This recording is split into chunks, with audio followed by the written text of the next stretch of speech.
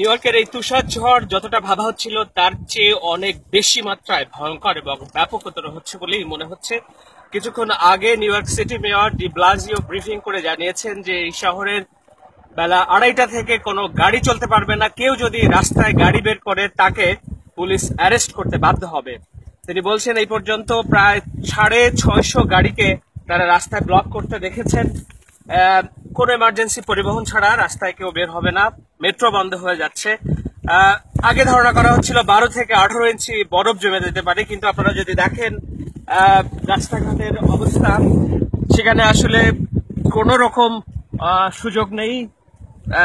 ঘন্টায় প্রায় 3 ইঞ্চি করে বরফ জমছে বলে জানিয়েছেন এখানকার মেয়র ব্রিফিং এ। এখানে যেটা ধারণা করা হচ্ছে যে প্রথম দিকে ভালো ধারণা করা হচ্ছিল যে সর্বোচ্চ 20 ইঞ্চি পর্যন্ত জমতে পারে, তবে এখন ধারণা করা হচ্ছে এটা 30-32-এর বেশি হতে পারে। মেয়র বলছেন যে নিউ ইয়র্কের ইতিহাসে 20 ইঞ্চি তুষার একদিনে যেটা পড়ে সেটাই একটা রেকর্ড। এর বাইরে এখন যেটা হচ্ছে সেটা অবশ্যই অসহনীয়।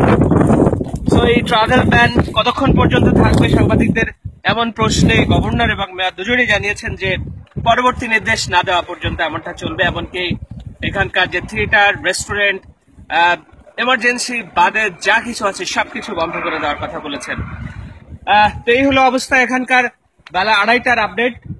2:30টায় রাস্তাঘাট একেবারেই বন্ধ, শুনশান, কোনো ব্যক্তিগত গাড়ি নেই, শুধুমাত্র রাস্তাঘাট পরিষ্কার পরিচ্ছন্ন করার কাজে কিছু গাড়ি ব্যবহৃত হচ্ছে।